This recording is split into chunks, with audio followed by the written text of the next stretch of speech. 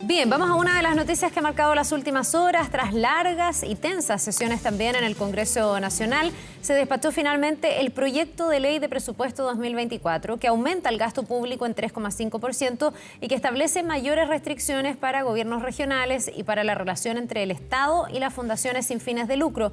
Vamos a conversar de este tema. Nos acompaña para esto José García Ruminot, senador de Renovación Nacional, integrante también de la Comisión de Hacienda. Muchísimas gracias por estar con nosotros y bienvenido. ¿Qué tal, senador? Muchas gracias, Carla. Muy buenos días, Davor. Bueno, senador, usted tiene harta experiencia en presupuesto, más de 30 años ahí en el Congreso de la República como diputado y ahora en la Cámara Alta. ¿Quedó conforme en cómo se tramitó este proyecto, en todas las diferencias, las discrepancias? ¿Cómo se subsanaron finalmente para llegar a lo que anoche anunció el presidente Boric? Fue un trabajo de 60 días. Despachamos el presupuesto en las últimas horas antes de que venciera el plazo. Siempre quedan temas, quedan materias pendientes, quedan decisiones que uno no comparte enteramente, pero creo que el proyecto de presupuesto que salió del Congreso es bastante mejor al que ingresó y eso nos deja relativamente conformes. Partamos de lo más global y después le proponemos que vayamos desmenuzando, nos vayamos metiendo en cada una de las áreas. Aquí se habla de un gasto fiscal que se expande un 3,5%. Eso ha tenido distintas miradas. Algunos dicen está bien, hay muchas más demandas sobre la mesa, hay que responder en una serie de materias. Otros dicen, bueno, pero ojo, porque nuestro crecimiento ha sido bien exiguo y no está muy en línea con este gasto. ¿Cuál es su mirada de esto, senador? Yo comparto esa mirada, Carla. A ver, el presupuesto se construye sobre la estimación de que la economía va a crecer el 2024 2,5%. Y por eso, en consideración a que la minería crecería más, el aumento del gasto se estima en 3,5%. Ahora bien, no hay ningún analista, ningún organismo internacional, tampoco el Banco Central de Chile, tampoco las encuestas de expectativas económicas que señale que la economía va a crecer 2,5. Los rangos van en 1,8, 1,6, 2. Lo más alto, el rango más alto, 2,25, pero eso es un rango en realidad. Entonces, esa es como una de nuestras primeras preocupaciones, porque si la economía crece menos, significa que el fisco recauda menos. Hay una directa relación entre el crecimiento de la economía, el desempeño de la economía en general y la recaudación de tributos. Y si recauda menos, bueno, quiere decir que la expectativa de ingreso no se cumple y que tendríamos serias dificultades para poder financiar el gasto. Mucho del gasto que está en las respectivas leyes de presupuesto es de alguna manera un gasto fijo, un gasto que es difícil después durante el año proceder a disminuirlo. Entonces esa es parte de nuestras preocupaciones.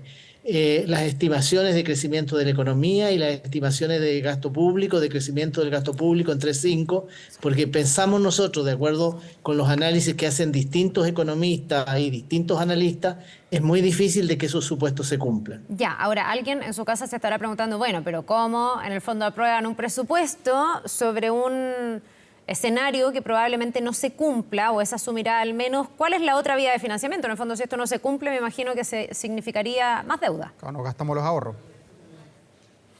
Gastar ahorros, claro, es lo más probable que se gasten ahorros. Chile tiene ahorros, tenemos algunos recursos, no son muchos, pero lo más probable es que habría que recurrir a esos ahorros, con lo cual, en definitiva, la deuda neta va aumentando.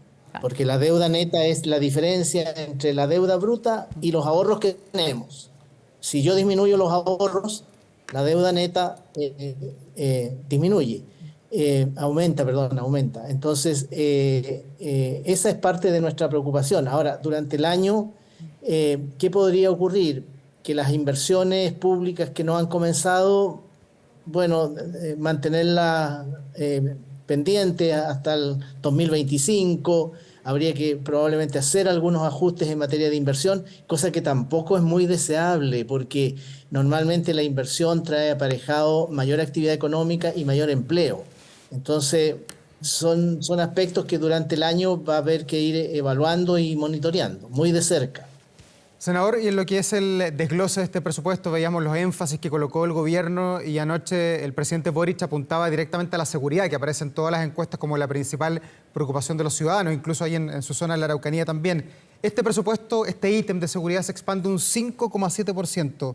¿Es suficiente o, viendo la magnitud del problema, el país debió haber dedicado más dinero a combatir la seguridad y la delincuencia?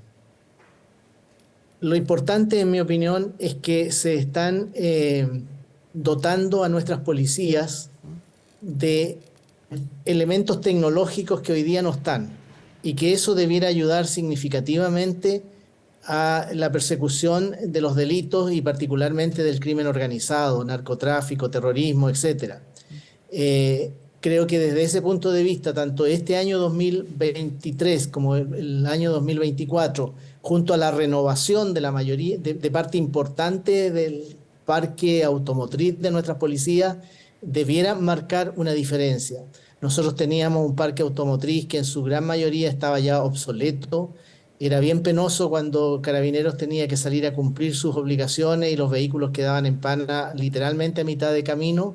No teníamos drones, no teníamos naves no tripuladas.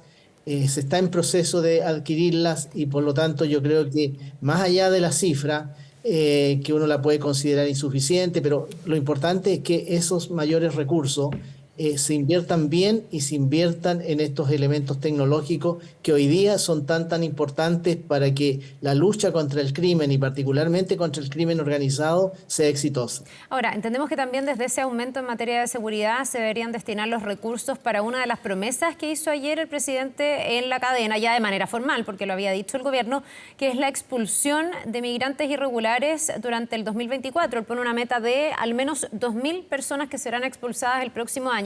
Primero, ¿le parece bien esa meta? Segundo, ¿eso estaría financiado? Porque lo que hemos visto es que hay hartos problemas con el tema de los vuelos, por ejemplo, a Venezuela, y se tiene que terminar optando por vuelos comerciales. Ahí hay un gasto, las expulsiones no son gratis, digamos. Así es, bueno, son del orden de 12.000 las órdenes de expulsión pendiente. Entonces, si uno dice 2.000 versus 12.000, parece bien insuficiente. Sin embargo, también hay que señalar de que, tal como usted lo dice, Carla, no es tan sencillo.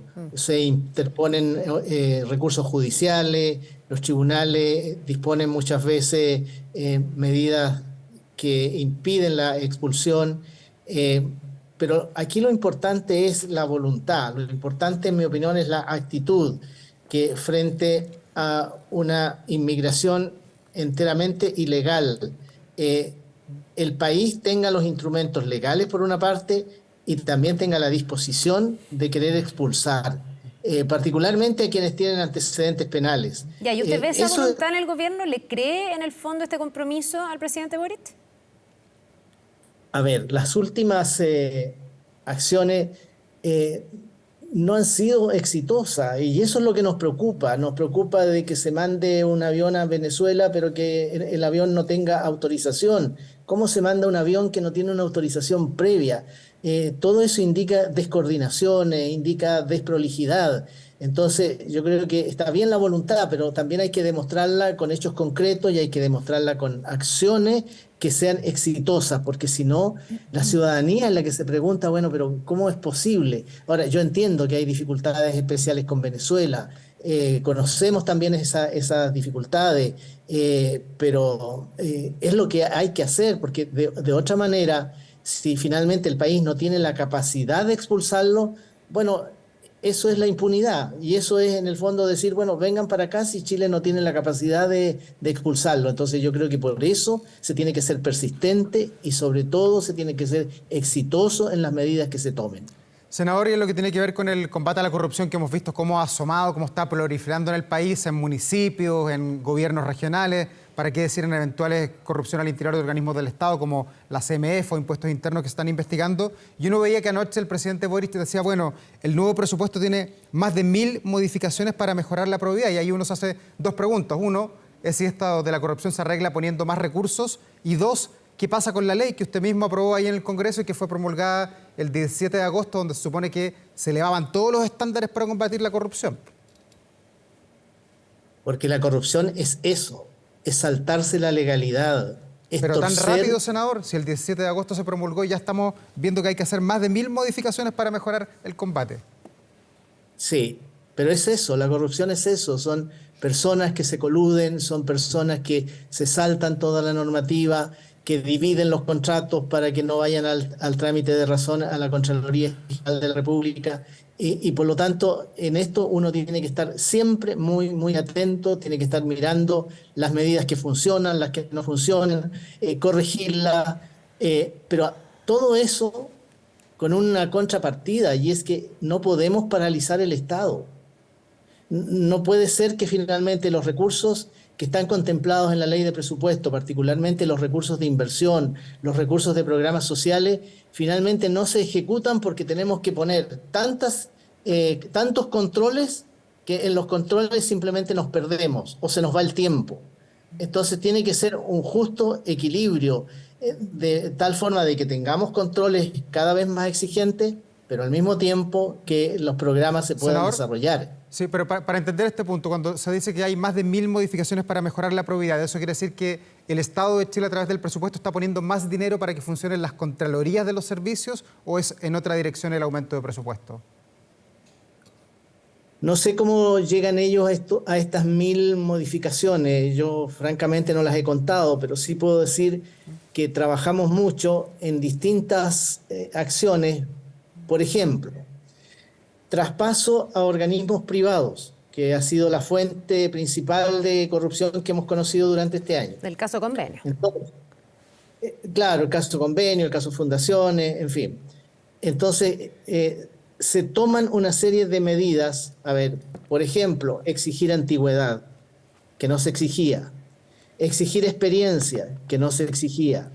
Estamos pidiendo además que todo programa sea previamente evaluado por el Ministerio de Desarrollo Social y tengan lo que se llama el RS, la Recomendación Técnica Económica del Ministerio de Desarrollo Social, que además, cuando se trate de transferencias directas y haya necesariamente que ocupar sistemas de subcontratación, bueno, esto sea autorizado por el jefe superior de servicio mediante resolución fundada, que no puedan haber subcontrataciones de personas relacionadas, en fin, una serie de normas que nosotros esperamos que sean exitosas, que nosotros esperamos que permitan un mayor control sobre los recursos, una mejor utilización de los recursos también.